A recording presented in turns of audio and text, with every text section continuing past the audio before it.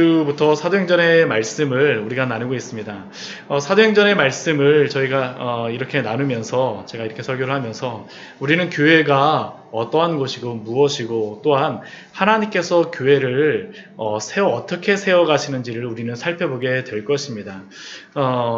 광야의 샘교회를 개척하고 나서 정말 하나님이 원하시는 교회의 모습이 무엇인가를 알기 위하여서 또한 이 사도행전의 말씀을 저도 준비하면서 여러 가지로 말씀을 묵상하고 있는데요. 근데 제가 이렇게 사도행전을 준비하면서 제 스스로에게 한 가지 주의시키는 것 중에 한 가지가 무엇이냐 하면 이 사도행전의 이 말씀을 가지고 광야의 샘교회의 어떤 성공 방정식을 찾아내는 그러한 것들에, 그러한 유혹에 빠지지 말아야 되겠다라는 그러한 생각을 저 스스로가 하게 됩니다. 사실 이러한 것은 우리가 사도행전을 볼 때마다 또한 설교가 될 때마다 참 쉽게 빠질 수 있는 유혹이 아닌가라는 그러한 생각을 해보게 됩니다. 사도행전의 2000년 전에 그러한 그 교회의 2000년 전에 교회를 세우시는 그 모습을 통하여 또한 그 방법을 그대로 따라하게 되면 당연히 성령이 임하고 또한 사도행전에 설교했던 그 방법으로 설교하게 되면 베드로가 설교했던 것과 같이 3,000명이 넘는 사람들이 회개하고 돌아오게 되고 사도행전의 방식으로 전도하게 되면 예루살렘, 온 유대, 사마리아 땅끝까지 다 이르러 선교가 되어지는 어떠한 방법론으로 우리가 사도행전을 받아들이면 안 된다라는 것이죠. 우리가 항상 말씀을 볼 때마다 우리가 가져야 될 그런 기본적인 생각은 그 말씀 속에 드러난 어떠한 방법을 배우는 것이 아니라 성경의 그 말씀에 나를 굴복시키고 그 말씀 앞에 우리가 순종해야 되겠다는 그런 생각을 해야 합니다. 저 스스로가 사실 이 말씀을 준비하면서 이 말씀을 그렇게 생각을 하면서 이 말씀을 보고자 합니다. 나의 목적을 이루기 위해서가 아니라 하나님이 우리에게 주는 이 말씀을 통하여서 하나님의 뜻을 이루는 귀한 은혜가 되어지기를 원합니다. 지난주에 우리는 그 사도행전의 말씀을 통하여서 교회에게 주시는 여러 가지 그러한 은혜로운 그러한 말씀들을 살펴보았습니다. 첫째로 교회는 다른 곳이 아니라 예수 그리스도를 가르치고 또한 예수 그리스도가 하셨던 것과 동일하게 하나님의 나라를 전파하며 확장시키는 것을 힘써야 되는 곳이 바로 교회임을 우리는 지난주에 보았었죠. 다른 것들을 배우는 것이 아니라 예수 그리스도가 누구인가를, 예수 그리스도가 우리에게 알려주었던 그러한 말씀들을 또한 교회에서 가르치고 또한 예수님이 천국에 대해서 알려주셨던 그 말씀들을 그대로 배우고 천국을 전파하고 또한 곳곳에 널리 하나님의 나라를 확장시키는 것이 바로 교회를 세우신 목적입니다. 또 둘째로 그렇게 하기 위해서는 교회와 성도들은 하늘만 바라보며 살아가는 것이 아니라 이 땅에 하나님이 우리를 부르셨으니 하나님의 나라를 소망하는 공동체로서 하나님의 나라를 소망하지만 그러나 이 땅에서 하나님이 주신 그 사명들을 또한 감당해야 됨을 우리는 또한 기억해야 합니다. 오늘 말씀은 예수님께서 지난주의 말씀에서는 40일 동안 예수님이 부활하시고 제자들과 함께 계셨던 그러한 말씀이었다면 오늘 말씀은 예수님께서 부활하시고 승천하신 이후에 그리고 성령이 임하시기 전까지 열흘간의 그러한 말씀이 바로 오늘의 말씀입니다. 그 열흘 동안 도대체 사도들과 교회는 무엇을 준비하며 있었느냐라는 것이 바로 오늘 말씀을 통해서 우리가 보고자 하는 그러한 내용입니다.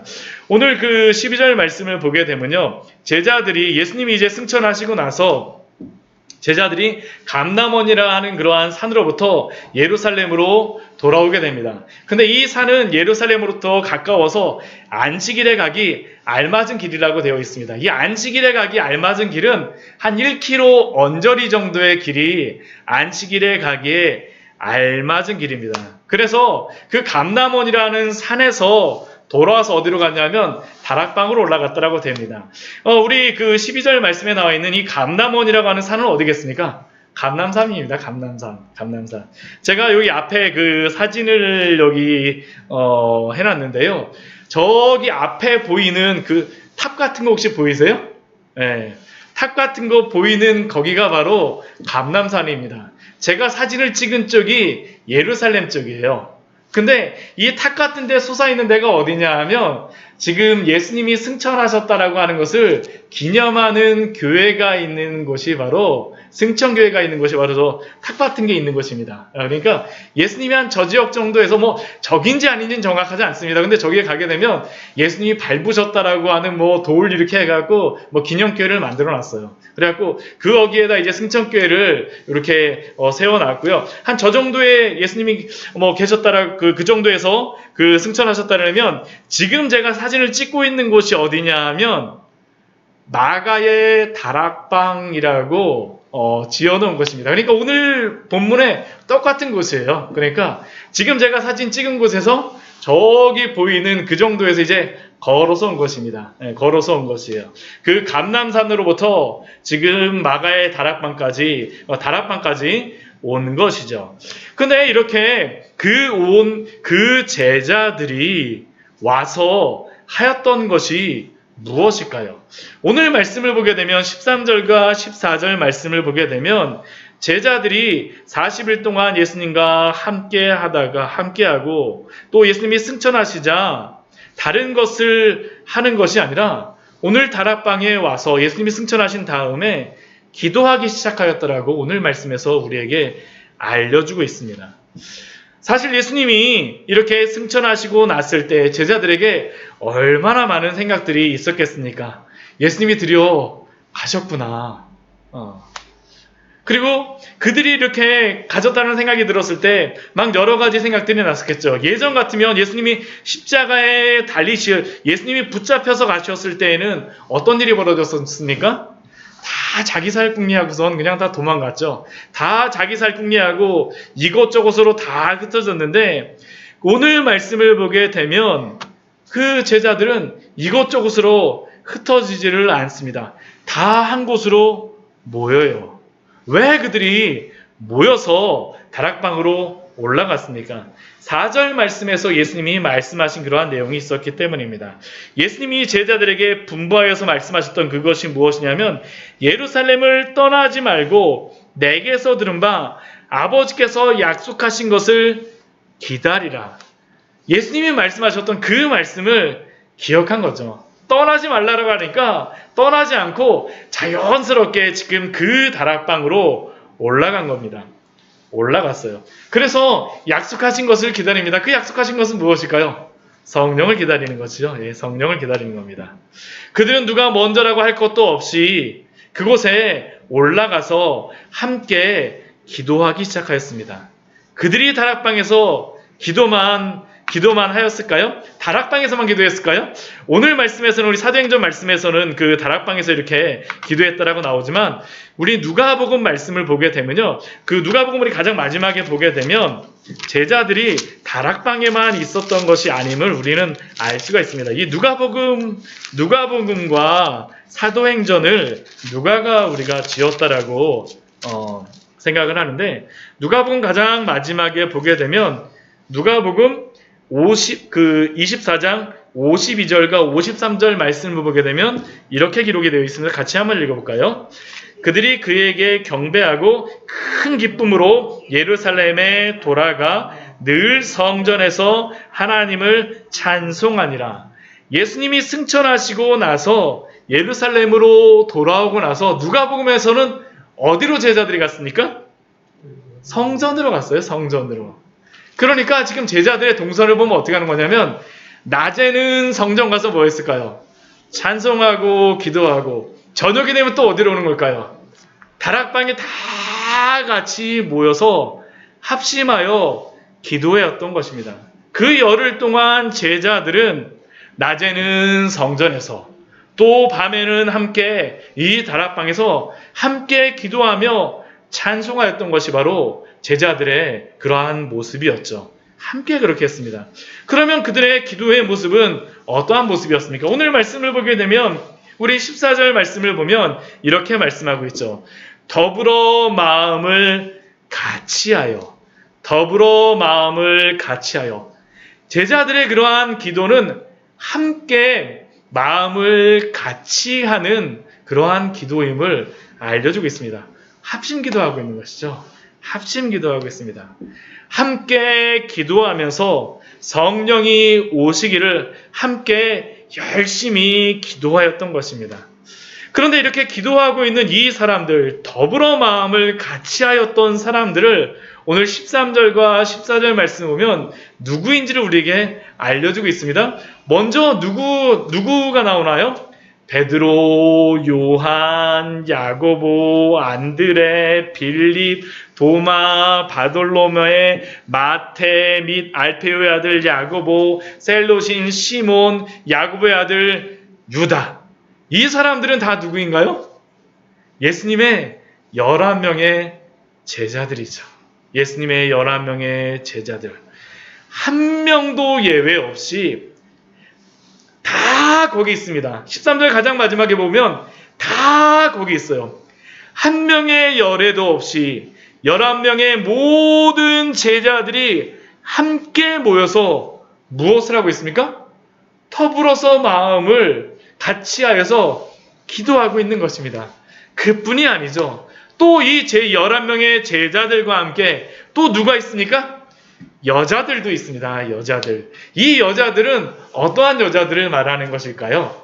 우리가 마태복음이라도 예수님이 이렇게 복음을 전하실 때 보면 예수님을 따라다녔던 그러한 여자들이 있습니다. 막달라 마리아, 수산나, 그러한 여인들, 이러한 여인들이 따라다니면서 예수님께 어떻게 했습니까?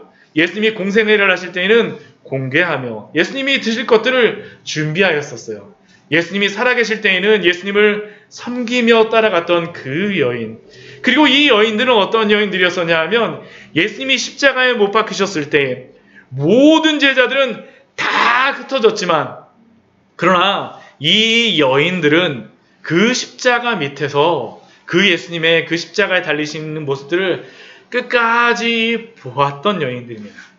그런데 이 여인들, 끝까지 함께하였던 여인들은 어디까지 함께하셨던 겁니까? 예수님이 승천하셨던 그 자리까지 함께하였었고요. 또 지금은 어디에 함께하고 있습니까? 제자들과 함께 성령이 강림하시기를 기다리는 그 다락방에 함께 모였던 여인들이 바로 이 여인들입니다. 얼마나 아름다운 여인들입니까? 저는 이 여인들을 생각하게 되면 참 아름다운 것 같습니다. 교회에 보게 되면 참 아름다운 우리 권사님들, 우리 집사님들, 우리 성도님들 참 많으시죠. 우리 남자 성도님들보다는 이게 교회마다 다 그래요. 그렇죠. 우리 여자 성도님들이 훨씬 이렇게 섬기는 그러한 모습들이 얼마나 아름다운지 모릅니다. 예수님과 함께하였던 이 여인들도 그 아름다운 모습을 우리가 볼 수 있지 않습니까? 이 여인들. 성령이 오시기를 함께 더불어서 마음을 같이하여 기도하고 있습니다. 또 그 자리에는 누구도 있었습니까?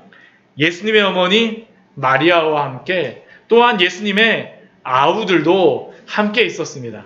근데 우리가 그 마태복음이라던가 그 공간복음, 우리 앞에 사복음서 말씀을 보게 되면 예수님의 그러한 형제와 일간 친척들은 어떻습니까? 예수님을 붙들러 오거나 아니면 예수님을 이해를 하지 못합니다. 초막절 때 같은 데에는 예수님이 아직 내 때가 아니라 그러는데 그 형제들이 와서 뭐라고 하냐면 한번 예루살렘에 가서 한번 당신의 틀을 마음껏 펼쳐보십시오라고 이야기합니다. 옆에서 막 pom프질을 막 해요. 그러니까 예수님을 잘 모르는 겁니다. 심지어는 그 예수님의 그 형제들, 친척들이 와서 무엇합니까? 예수님이 미쳤다라고 하면서 붙잡으러도 옵니다. 근데 지금 어떻게 되고 있습니까? 그들도 더불어서 마음을 같이하여 함께 기도하고 있는 것입니다. 이들뿐만이 아니죠. 또 누가 함께하고 있습니까? 모인 무리의 수가 15절 말씀에 보게 되면 약 120명이다, 120명이나 되더라라고 말씀하고 있습니다. 무리가 약 120명이나 되더라라고 성경에서는 말씀하고 있어요. 근데 우리가 이렇게 120명이나 되더라 하니까 마가의 다락방이 지금 한 어느 정도 되느냐, 먼저 지금 만들어진 곳이 아마 거의 비슷하게 생겼다라고 하게 되면 한 우리 교회 여기보다 조금 더 큰 것 같아요. 한 20평 남짓 정도밖에 안 되는 것 같습니다. 근데 거기에 120명이 들어가서 있으려면 정말 따닥따닥따닥 앉아갖고 있어야 되는 그러한 장소죠. 거기에 120명이 와서 있는 것입니다. 120명이나 되더라. 근데 그 작은 곳에 120명씩이나 쭉 모여 있으면 얼마나 이게 진짜 기도가 풍성하겠습니까? 그렇죠? 근데 한번 생각을 해보십시오. 120명이나 되더라라고 이야기하지만 이 시대에 이스라엘 그 지역에 살았던 인구가 한 150만에서 한 200만 정도가 된다라고 합니다. 근데 한 200만 정도 되는 그러한 인구 가운데에서 120명 정도면 어떤 숫자일까요? 많은 숫자인가요?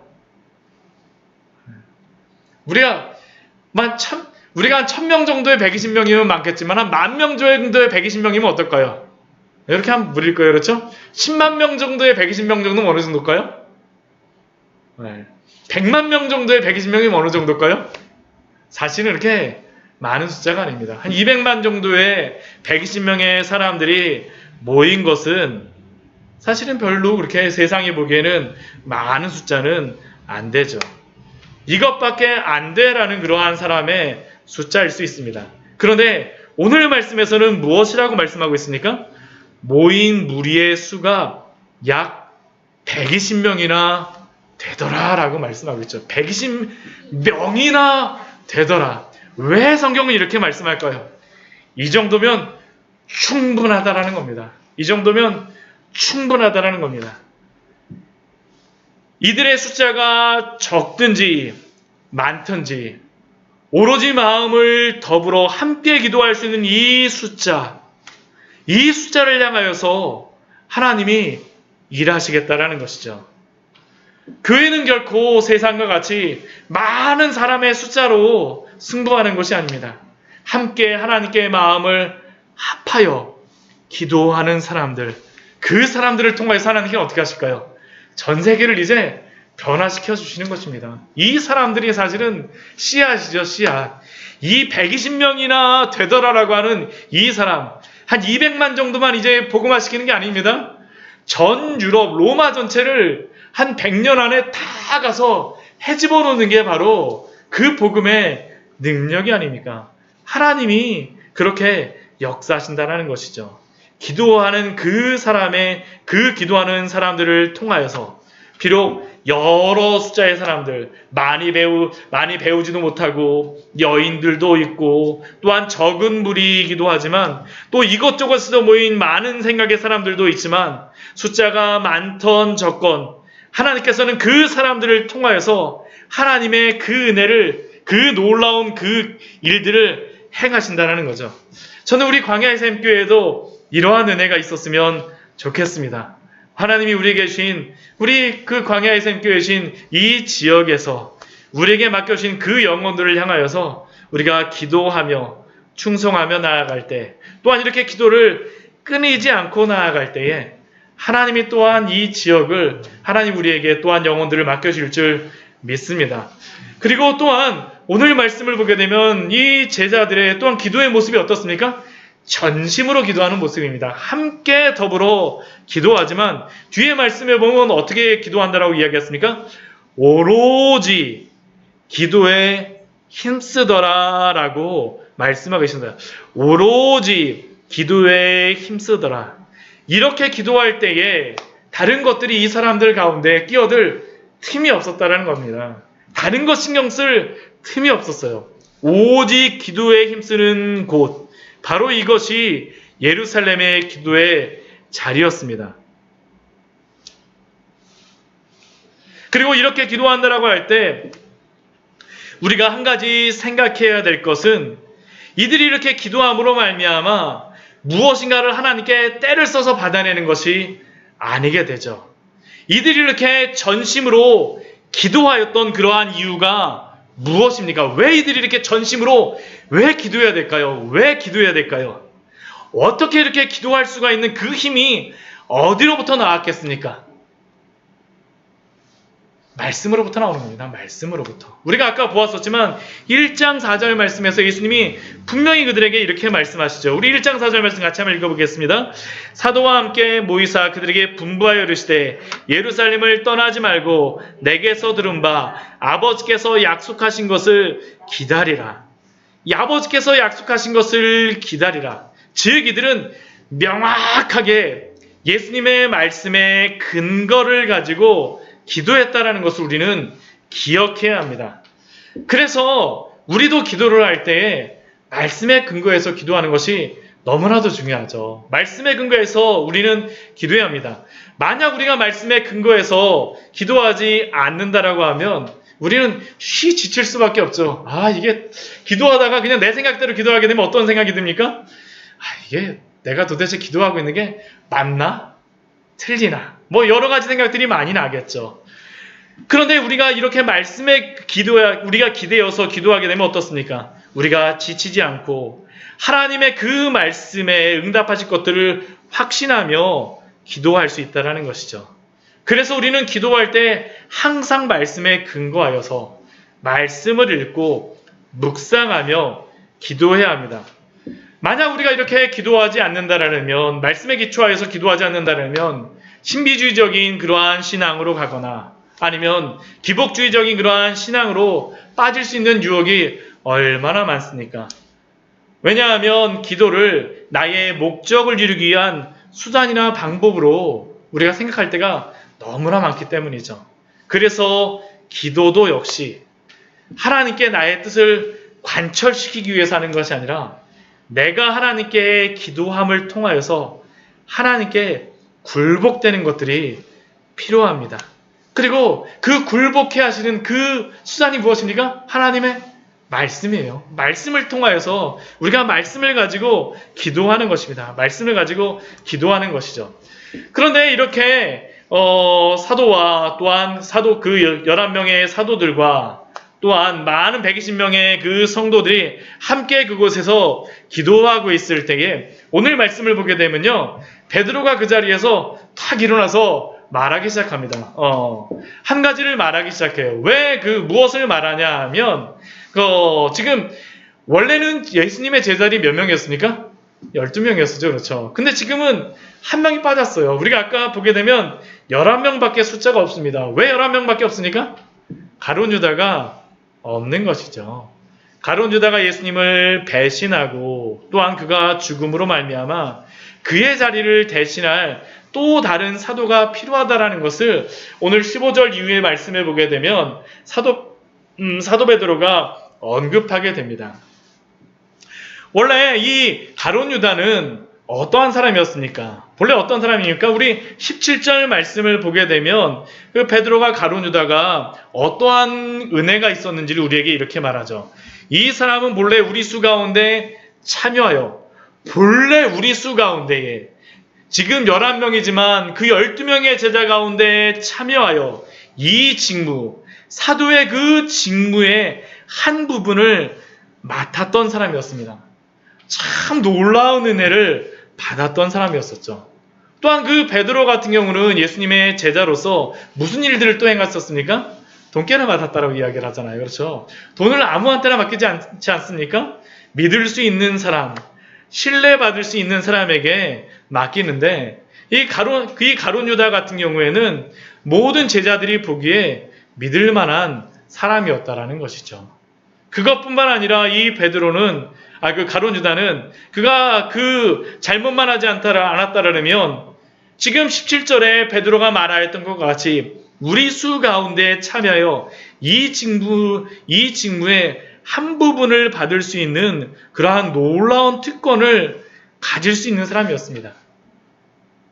그 영광의 자리를 예약받은 사람이었죠. 그런데 어떤 일이 발생합니까? 그가 예수님을 배반하게 되죠.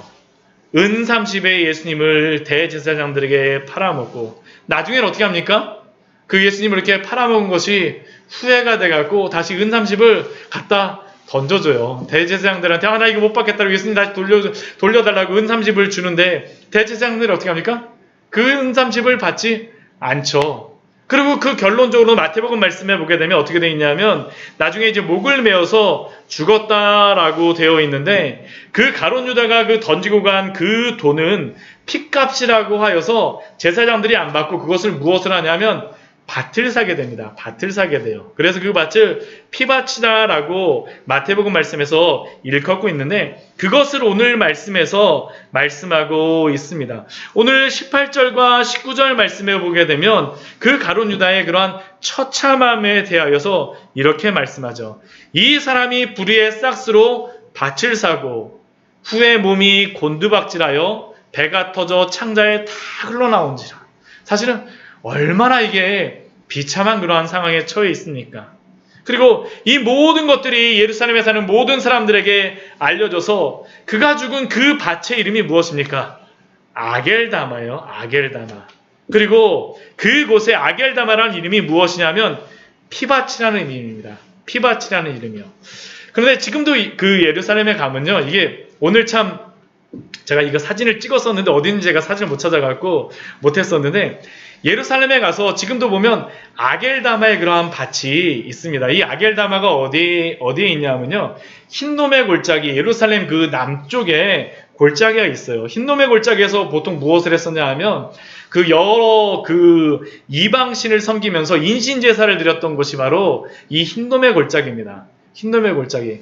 근데 이곳에 가룟 유다가 가서 목을 메어서 죽었던 것이죠. 죽었던 것이죠. 근데 이 아겔다마를 가장 잘 볼 수 있는 장소가 어딘지 아세요? 지금도 예루살렘 가서 어디에서 그 아겔다마를 가장 잘 볼 수 있냐면요. 베드로가 예수님을 부인했다라고 하는 그 기념교회가 있어요. 그 기념교회 가서 딱 내려다 보게 되면 어디가 보이냐면 아겔다마가 보입니다. 아겔다마가 보여요. 근데 제가 거기 가고 몇 시간 동안 제가 거기에 앉아 있으면 참 여러 가지 생각을 했습니다. 베드로는 예수님을 3번씩이나 부인하였음에도 불구하고 예수님의 그러한 사도로 있는데 이 가룟 유다 같은 경우는 어떻습니까? 예수님을 부인함으로 말미암아 그 피밭이라고 하는 곳에서 처참하게 그 죽어있는 그 모습. 근데 사실 이 말씀도 오늘 동일하죠. 오늘 말씀을 누가 말씀하고 있습니까? 예수님을 3번씩이나 부인하였던 그 베드로가 가룟 유다가 그 예수님을 배신한 것을 향하여서 말씀하고 있습니다. 말씀하고 있어요. 우리가 이러한 말씀을 볼 때마다 우리가 생각해야 될 것이 무엇이겠습니까? 우리가 하나님의 그 은혜가 우리를 끝까지 붙잡아 주지 않는다라면 우리가 얼마나 연약한 존재라는 것을 우리가 항상 기억해야 되겠죠.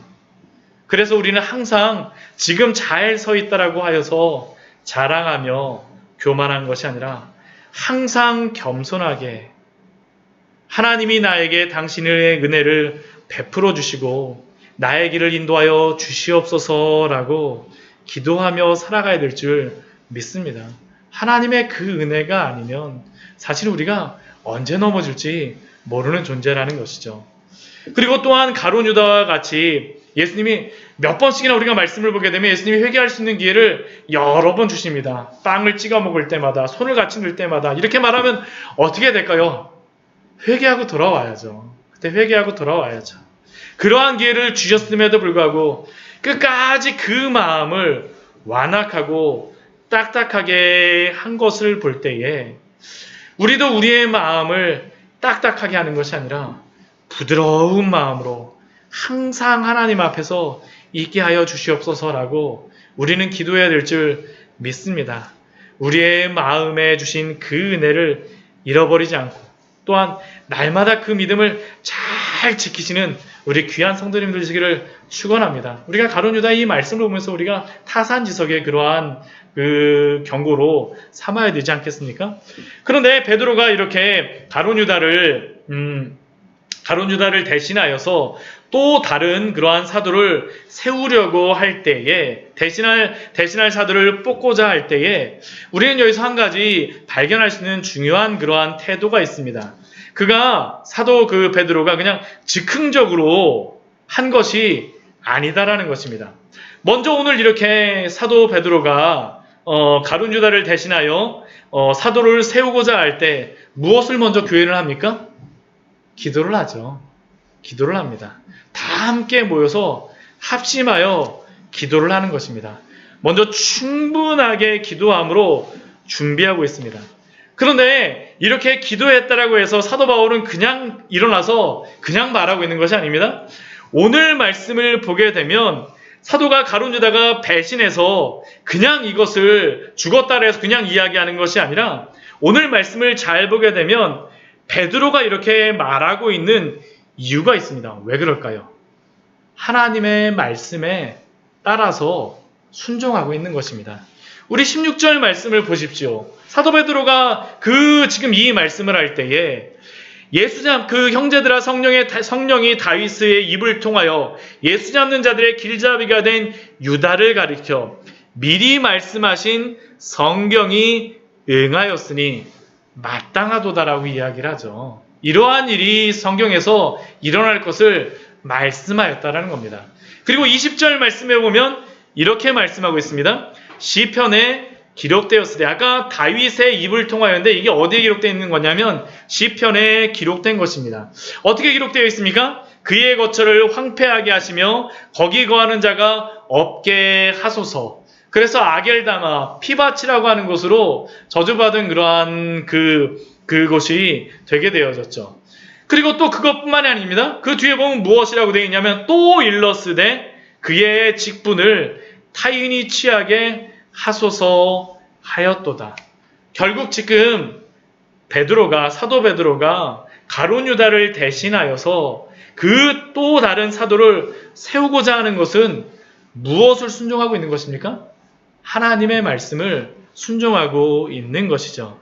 이 말씀은 시편 69편 25절 말씀에 그러한 말씀과 시편 109편 8절 말씀에 나와 있는 그 말씀을 인용한 것입니다. 그들의 거처가 황폐하게 하시며 그들의 장막에 사는 자가 없게 하소서. 그의 연수를 짧게 하시며 그의 직분을 타인이 빼앗게 하시며. 그 시편의 다윗을 통하여서 주신 그 말씀과 같이 사도 베드로와 교회는 자신의 생각에 따라서 기도하고 그냥 사도의 권위로서 그냥 그것을 말한 것이 아니라 철저하게 하나님의 말씀에 따라서 이러한 일들을 이루어가고 있다는 것을 우리는 항상 기억해야 합니다. 그래서 그는 사도를 뽑는 일들을 그 다음에 진행을 하죠. 어떻게 진행을 합니까? 그냥 그것도 뽑는 게 아니라 그 뒤에 보게 되면 그 사도의 직분을 행할 수 있는 그 자격을 이렇게 이야기합니다. 21절과 22절 말씀에 보게 되면 다른 것이 아니라 우리 주 예수 그리스도께서 출입하시는 그러한 것들을 다 함께 보았던 사람, 또한 우리와 함께 다녔던 사람, 또 예수님이 부활하신 것을 증언할 사람을 사도로 뽑았다라는 것입니다. 사도로 뽑았다라는 것이죠. 결국 이것은 어떻게 하는 겁니까? 온 교회 성도들이 이것을 다 함께 보았다라는 것이에요. 증명을 했다라는 것입니다. 오늘 이 말씀을 통하여서 우리가 알 수 있는 것이 무엇입니까? 교회가 하나님의 어떠한 일들을 행할 때에 어떠한 한 지도자의 그러한 생각이나 아니면 어떠한 독단적인 한 그룹의 생각으로 행하는 것이 아니라 온 교회가 먼저 어떻게 합니까? 함께 합심하여 기도하고요. 또한 하나님께 지혜를 구하는 중에 또한 하나님의 말씀에 근거하여서 결정을 해야 된다는 겁니다. 그리고 온 교회가 함께 그것을 위하여서 함께하고 있는 것이죠. 이게 바로 이 초대교회 안에 있었던 그러한 모습입니다. 그리고 우리 광야의 샘교회도 바로 이렇게 교회를 세우며 이뤄가야 될 줄 믿습니다. 사람의 생각이나 사람의 뜻이 앞서는 것이 아니라 하나님께 기도하고 하나님께 지혜를 구하고 하나님의 그 말씀에 근거하여서 하나님의 그러한 교회가 세워지게 달라고 우리 광야의 샘교회를 위하여서 기도하여 주십시오. 우리가 이러한 것들을 향해서 우리가 준비해야 됩니다. 근데 우리가 이 말씀을 보면서 우리가 한 가지 좀 의아스러운 그러한 생각이 들 때가 있습니다. 그게 무엇이냐 하면 우리 23절 이후의 말씀을 보게 되면요. 베드로가 이렇게 사도를 세웁니다. 그 뒤에 보게 되면 바사바라고 하는 유수도를 한 명을 또 세우고요. 그리고 또 한 명은 누구입니까? 마띠아예요. 이 둘 중에 한 사람을 뽑습니다. 근데 한 사람을 뽑을 때 무엇을 통해서 뽑습니까? 제비뽑기를 통해서 뽑아요. 그런데 우리가 성경을 잘 보게 되면 우리 사도행전 말씀해 보게 되면 이 마띠아도 그렇고 바사바도 그렇고 유수도도 그렇고 지금 제 사도로 뽑고 나서 그 이후에는 이름이 나오지가 않습니다. 사도로 뽑았는데 사도로 일꾼 뽑아놨는데 이름이 나오지를 않아요. 오히려 마띠아보다는 누가 이제 사도행전 말씀을 보게 되면 누가 또 다른 사도로서 그 사역을 열심히 하고 있습니까? 사도 바울이죠. 사도 바울. 이 말씀을 보면 저도 사실은 이런 생각을 했었어요. 아니 왜 여기서 이 마띠아를 뽑아갖고 여기다가 세워놨을까? 사도 바울을 이렇게 분명히 보게 되면 더 많이 사용이 되는데 왜 마띠아를 이게 세워놓은 것일까? 그래서 어떠한 그 사람들은 사도 바울이 이것은 실수한 것이다라고 이야기를 하고 생각하는 그러한 사람들도 있었습니다. 근데 우리는 이 말씀을 볼 때 그렇게 생각하면 안 됩니다. 우리가 이전에도 보았었지만 사실 우리가 그 예수님의 제자들 중에 베드로와 요한 그리고 또 나중에 보게 되면 야고보가 이제 순교하는 모습 나오는데요. 한 그 정도 빼고는 다른 제자들의 그러한 모습들이 나오질 않습니다. 그렇죠? 다른 제자들이 어떤 말씀을 전하거나 무엇인가를 하는 그러한 모습들이 나오질 않아요. 근데 우리가 사도행전 말씀을 보게 되면 이 뒤에 말씀에도 보면 어떻습니까? 그 12명의 사도들이 베드로가 앞에서 이야기를 할 때 다 어떻게 합니까? 뒤에 함께 서 있죠. 함께 하고 있는 것입니다. 이들이 비록 이름이 더 이상 나오지 않는다 할지라도 그 바사바뿐만 아니라 마띠아라고 하는 이 사도도 나오지 않는다 할지라도 그러나 하나님께서 이들을 어떻게 하신 걸까요? 제자로 세우신 것입니다. 우리가 그것을 알 수 있는 게 뭐냐면요. 이 사도행전을 누가 썼다라고 우리 알고 있습니까? 누가 갔었어요? 누가? 만약 이 마띠아가 하나님이 세운 그러한 사도가 아니었다라고 하면 그 누가가 여기다가 마띠아를 여기다가 기록해 놨을까요? 기록해 놓지 않았을 것입니다. 기록해 놓지 않았을 것이에요. 근데 이 12명의 사도의 그러한 의미는 무엇이겠습니까? 사도 바울도 분명히 이야기하지만 나는 이방인을 향하여 세운 사도라고 이야기를 하죠. 이 마띠아도 이스라엘의 그러한 12명의 사도로서 열심히 충성하였음을 우리는 기억해야 합니다. 비록 성경에서 중요한 인물로서 나오지 않는다 할지라도 이들이 있는 자리에서 얼마나 열심히 충성하였겠습니까? 저는 이 말씀을 볼 때마다 사실은 이름이 이렇게 적혀있기만 하고 사실 그 옆에 서 있다라고 하는 120명의 성도라고 하는 그 성도들의 그 이름이 얼마나 중요한지를 우리는 항상 기억해야 합니다. 누가 기억해 주실까요? 하나님이 기억해 주세요. 하나님이 기억해 주세요. 저는 그래서 요한계시록 21장 14절의 말씀이 참 은혜가 되는 것 같습니다. 우리 요한계시록 21장 14절 말씀 같이 한번 보도록 할까요? 요한계시록 21장 14절의 말씀입니다. 21장 14절의 말씀입니다. 같이 한번 읽어보도록 하겠습니다. 요한계시록 21장 14절입니다. 그 성의 성곽에는 12 기초석이 있고 그 위에는 어린 양의 12사도의 12 이름이 있더라. 네. 여기에 절대 가룟유다는 없을 거예요. 그렇죠? 그럼 누구의 이름이 있을까요? 마띠아 아니면 분명히 사도 바울일 것입니다. 그렇죠? 우린 누가 있는지 모릅니다. 네. 아마 다 저는 있을 거라고 생각을 해요. 하나님께서 기억해 주신다는 것입니다. 사람은 기억하지 않는다 할지라도 하나님의 기억하심을 기억하라는 것이죠. 그래서 우리의 충성과 우리의 수고는 결코 헛되지 않습니다.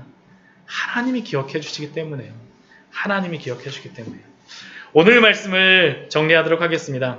오늘 말씀을 통하여서 성령이 강림하시기 전 교회는 다른 것을 준비하지 않았습니다. 하나님 앞에 기도하고 말씀에 따라서 하나님의 뜻에 순종하였죠.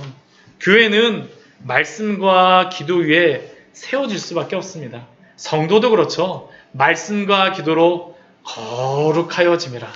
또한 이렇게 살아가는 성도를 누가 기억하여 주실까요? 하나님이 기억하여 주시는 것입니다. 하나님이 기억하여 주시는 것입니다.